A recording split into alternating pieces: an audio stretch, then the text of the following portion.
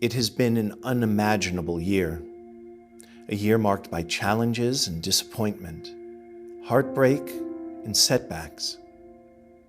A year where the struggle, the fight, and the road ahead were harder than ever. We faced isolation and loneliness. We navigated unimaginable hurdles, built virtual solutions, and made unprecedented decisions. We lost friends and neighbors and loved ones. And yet, in the midst of it all, she worked, she created, she dreamed, she chased goals and pursued passions. We studied, invested, discovered, and grew. We found joy, we laughed. We reached for new opportunities and challenged the status quo. We built relationships and big ideas. We danced and played and read. We experimented and wrote and ran. We explored possibilities, lent a hand to those in need, and strengthened our community. We made tomorrow better. We are strong, we are determined, we will not give up. We will persevere. We will persevere. We will persevere. Vamos a perseverar. She will persevere. We will persevere.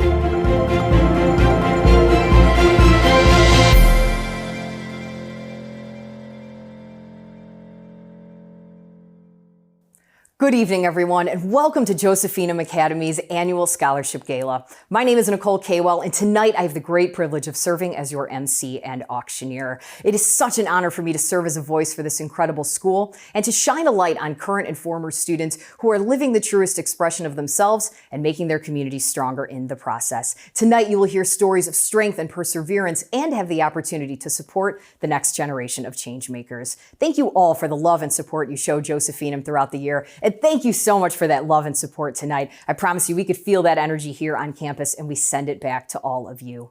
Folks, we have a wonderful program in store for you tonight. There's going to be 3 amazing opportunities to give. The first is our silent auction that is open and ready to go. I would encourage you all to browse those wonderful items. And that silent auction closes at 10 p.m. sharp tonight. So you're going to want to keep those phones in hand. You'll get a text message letting you know when you've been outbid. And I want all of those incredible items to be yours. The second opportunity to give tonight is going to be our live auction. That's coming up in just a couple of minutes. And that is going to be fun and interactive. And we're going to make such a difference in the process. I can't wait to tell you about some of those items and experiences. And folks, our final opportunity to give tonight is coming up at the conclusion of our program, and that is our paddle raise. It is such a powerful moment where we all come together as a collective to make a tangible difference. And you'll be able to give and engage with us all throughout the night right from this One Cause platform. And of course, you could always give simply by visiting josephinum.org. So once again, ladies and gentlemen, welcome. We're so happy you're here, and we can't wait to spend part of this evening with you. And right now, it is my great honor to introduce some of these incredible young women. We sat down with current students as they shared some of their experiences from the past year. So ladies and gentlemen, let's start the show.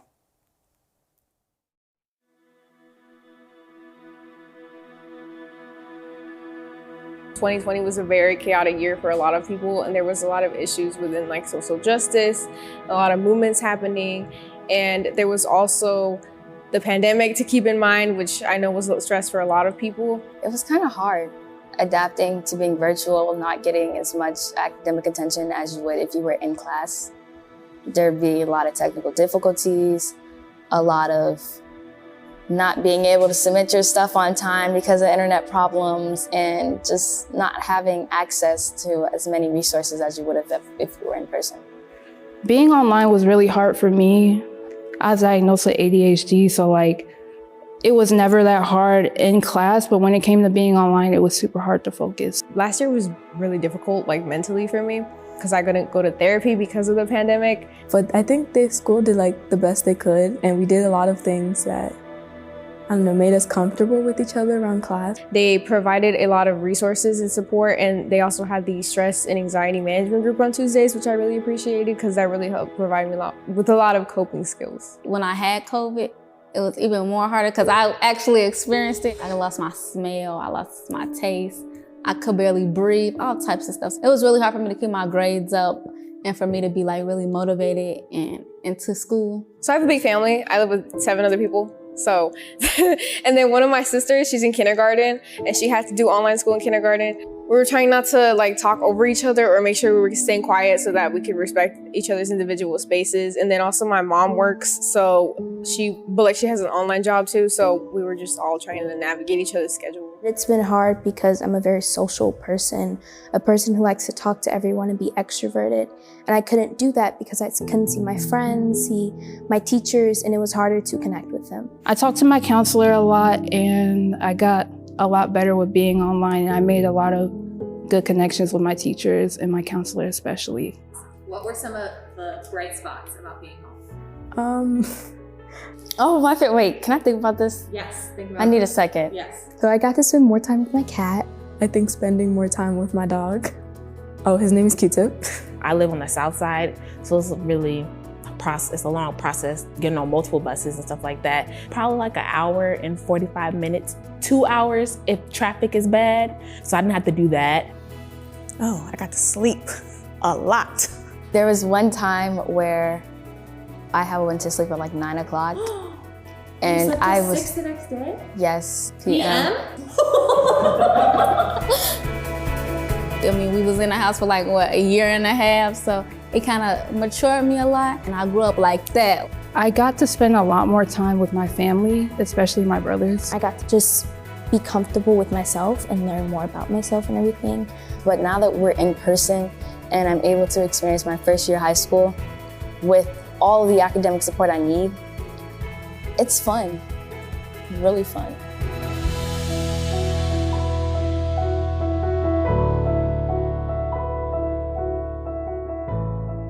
Welcome back, everyone. We hope you are enjoying our program so far and that these stories of strength and perseverance resonate with you. But what we know for sure is that strength and perseverance doesn't happen in a vacuum. It is encouraged and made possible by a robust community of support. Here at Josephinum Academy, every student is surrounded by so many people who cheer them on, push them toward their goals, and powerfully shape their path toward adulthood. The strength of this community expands to family members, faculty, staff, alumni, supporters, just like you. Folks, truly it is your support that makes so much of this possible. Right now, I am so thrilled to introduce you to Marlon Gonzalez, a proud graduate of Josephinum Academy who knows firsthand the strength of this community. Please join me in welcoming her and so many of the others who helped along the way. Folks, I give you Marlon. I kind of always knew that I wanted to be on television. When I was little, I watched a lot of novelas, and I would play in front of the mirror. So I would be like, Jose, ¿por qué? Like, I was so dramatic. My name is Marlene Gonzalez. I graduated in 2015. I came into Josephinum with a 2.7 GPA, but I knew that I wanted to do better, and I knew that I wanted to have a bright future. My dreams were big, and I knew that in order to achieve them, I had to work for them. When I got here, I started taking one of David's classes. So I think that once I was here, I got the initial exposure to the industry that I kind of always loved. Once I went to college, I started taking those classes, and everything that David taught me was like directly transferable to my classes. I think that it set a really good foundation for what I want to do in the future. I know I still have so much to learn, but Josephinum set the foundation. You know, our students, I'm on the board here, so I can say feel like they belong here. You know, there's that faculty member, there's that class, there's that retreat experience, that extracurricular, that classmate that, you know, really helps them to stay focused on the goal, to get across the finish line and go on to the next great chapter of their lives. I think each Josephinum girl brings their own spark and significant gifts that we kind of polish here at Josephinum.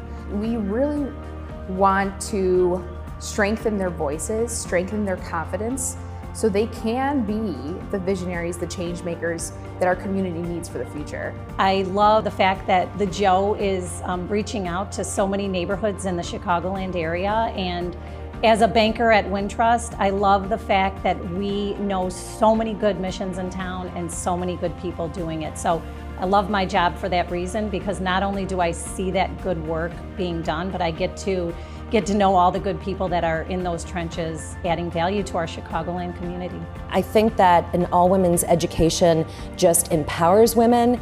It allows them to be more themselves. I came from a Sacred Heart school in Boston. I was in charge of so many different things, and I just felt like that education is just really allows women to thrive. Our girls are an investment in the future of communities across the city. And I think it's really important that they know that other people believe in them. And I think that's powerful. We can learn a lot from you. I know that sometimes it feels like, oh, well, you know, my teacher, she's the expert, or my coach, he's the expert, or my counselor, she's the expert. Okay, you're the expert. So never forget that it's a two-way street, that, you know, you have a lot to share with us, that you have a lot to teach us. So keep your eyes on the prize, but also remember your responsibility to share your wisdom and your goodness and your talent with us and in your community. I ended up graduating with a 3.97. So I did very well while I was here, and I was a Posse Scholar. So I got a full tuition scholarship to go to Cornell University. And I am the digital media coordinator at Navy Pier. Those 2 years, I think they changed my life. I wouldn't be where I am today if it weren't for Josephine. Thank you, Marlon, and thank you to the countless leaders in our community who invest in our students each and every day. Folks, in just a few moments, you'll have the opportunity to invest in our students too. You will have the opportunity to come alongside current and future students to help make this educational opportunity possible. I can't think of a better investment than helping these young women on their path to living their truest, most beautiful lives. We are so thrilled to have a special guest with us this evening, someone who knows firsthand what it means to persevere, to pursue bold dreams, to prioritize education, to work hard, and to achieve great success. Dory Mcwhorter is the CEO of the YMCA of Metro Chicago, where she works tirelessly to ensure that everyone has access to the opportunities to learn, to grow, and to thrive. She has extensive experience in both the nonprofit and for-profit sectors and was named to the Chicago Innovation Hall of Fame. She is the first woman and the first Black executive to lead the YMCA of Metro Chicago and is a shining example of the qualities that Josephinum instills in its students. We are so honored to have her here with us this evening. Ladies and gentlemen, this is Dory Mcwhorter. Education is such an important part of our life and our society. Of course, there's formal education, but I actually like to think about it as a broader context of learning, and education then becomes the format that we learn. And I think it's so important because we have an opportunity. I always say that there's no human school, right? There's no place one place at least that we go to be a better human. But I think the educational process allows us to lean into knowledge, allows us to lean into learning society and culture, the things that ultimately do contribute to us not only becoming better humans, but also creating a better society and world. Education, statistically speaking, has been the way for people to transcend generational poverty. And I think that we can't ignore that. And we can see the ties as early as 3 years old in terms of being able to be prepared for kindergarten and then being able to be prepared for third grade and then from there forward. And I think that organizations and institutions like the Joe are such an important part of that journey for folks to really be able to access the world's possibilities through education. Particularly for young ladies, I think so much of our world, unfortunately, was not created with us in mind as we think about, 100 years ago, which was a long time ago, but actually not that long ago in terms of when you see women really being able to participate in the workforce. And now young ladies today, they have an opportunity to leverage their education and participate in ways that even women in my generation, although I started my career in the late 1900s, but women in my generation didn't even have the same opportunities to do. And so to really have these young ladies that are focused on their education and academic success and the doors that will open for them, I'm just really waiting to see what's really possible because they have this opportunity. Maya Angelou says that a solitary fantasy can transform a million realities, and you just don't know who that fantasy will come from. And so I think it's important that we see young people fully express themselves and engage in our world because they might be that one person we've been waiting for. I hope that we all recognize the opportunity to to really create that village for these young ladies. And so I think about that, I'm like, wow, what if people knew that they're amazing and we believe that they were amazing? What could they do with that? And so for me, it's about making sure that people understand that we absolutely believe in them. And yes, it could be as cheesy as like, go do it, but it also can really help people understand that someone out there knows that they're valuable, that they're special, and that they can really achieve what they intend to.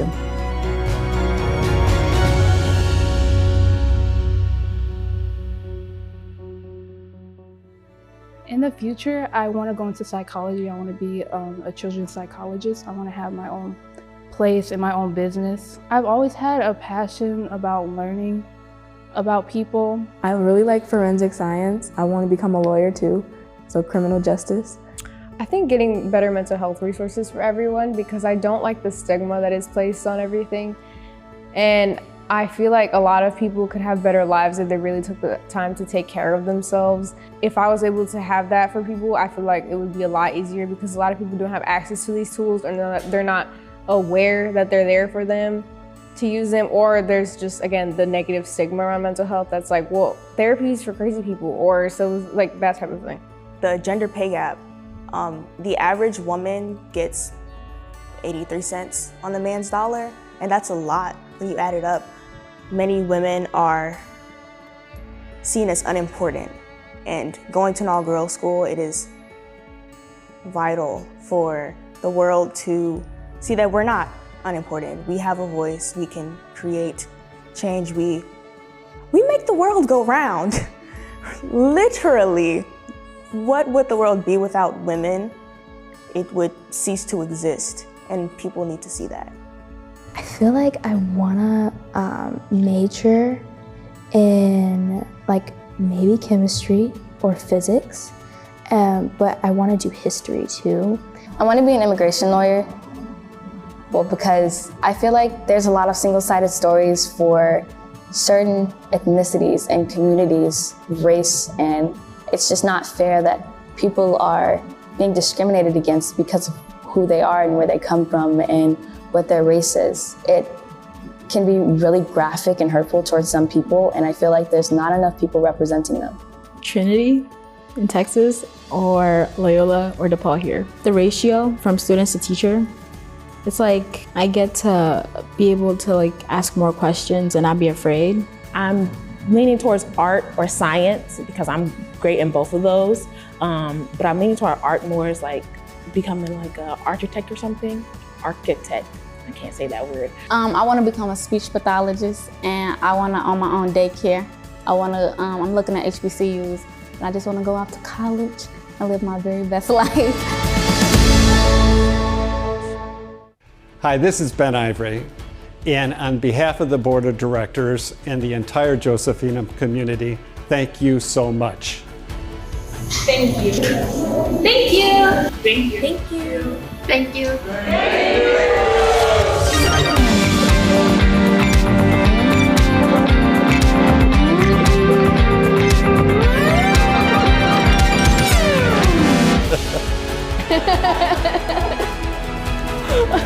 I'm really bad at this.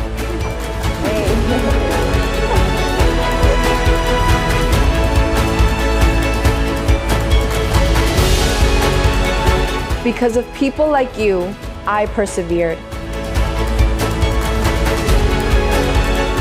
Because of people like you, she perseveres. We will persevere.